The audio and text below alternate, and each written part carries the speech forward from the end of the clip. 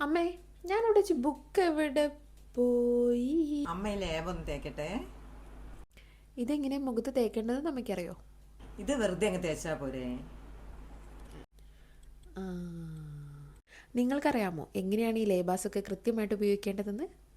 ഈ ലേബം പോലുള്ള മെഡിസിൻസൊക്കെ എങ്ങനെ അപ്ലൈ ചെയ്യണമെന്ന് കൃത്യമായിട്ട് ആയുർവേദം പറയുന്നുണ്ട്. നിങ്ങൾ ഒരിക്കലും ഡ്രൈ ആയി കിടക്കുന്ന സ്കിന്നിൽ ലേബം അപ്ലൈ ചെയ്യാൻ പാടില്ല. നിങ്ങൾ വെള്ളം ഉപയോഗിച്ച് മുഖം കഴുകിയതിന് ശേഷം ആ വെള്ളം നിങ്ങളുടെ മുഖത്തുനിന്ന് ഉണങ്ങുന്നതിന് മുന്നേ തന്നെ ലേബം അപ്ലൈ ചെയ്യേണ്ടതാണ്. എപ്പോഴാണോ ലേബം ഉണങ്ങുന്നത് അപ്പോൾ തന്നെ നിങ്ങൾ വെള്ളം ഉപയോഗിച്ചിട്ട് മുഖം നല്ല രീതിയിൽ വാഷ് ചെയ്യണം. നിങ്ങൾ എത്ര സമയം കൂടുതൽ വെക്കുന്നോ അത്രയും സമയം നിങ്ങളുടെ സ്കിൻ വ്രിങ്കിൾ ആവാനുള്ള ചാൻസും കൂടും. ഇനി നിങ്ങൾ ഡ്രൈ സ്കിന്നുകാരാണെങ്കിൽ വളരെ പെട്ടെന്ന് തന്നെ ലേബം നിങ്ങളുടെ മുഖത്ത് ഉണങ്ങിപ്പിടിക്കുവാൻ ചാൻസ് ഉണ്ട്. അങ്ങനെയാണെങ്കിൽ നിങ്ങൾ എപ്പോഴും വെള്ളം ഉപയോഗിച്ചിട്ട് ഡ്രൈ ആയ ലേബം ഒന്നുകൂടി വെറ്റാക്കി കൊടുക്കുക. ആക്നേസ് കൊണ്ട് ബുദ്ധിമുട്ടുന്ന ഒരാളാണ് നിങ്ങളെങ്കിൽ നിങ്ങൾക്കുള്ള ഒരു ബെസ്റ്റ് ചോയ്സ് ആണ് ഈ ലേബം. നിങ്ങളുടെ മുഖത്തുണ്ടാകുന്ന എക്സസീവ് ഓയിൽ പ്രൊഡക്ഷൻ കുറയ്ക്കുവാൻ ലേബം സഹായിക്കും. അതിൻ്റെ ഫലമായിട്ട് ആക്നെ ബ്രേക്കൗട്ട്സും തടയും.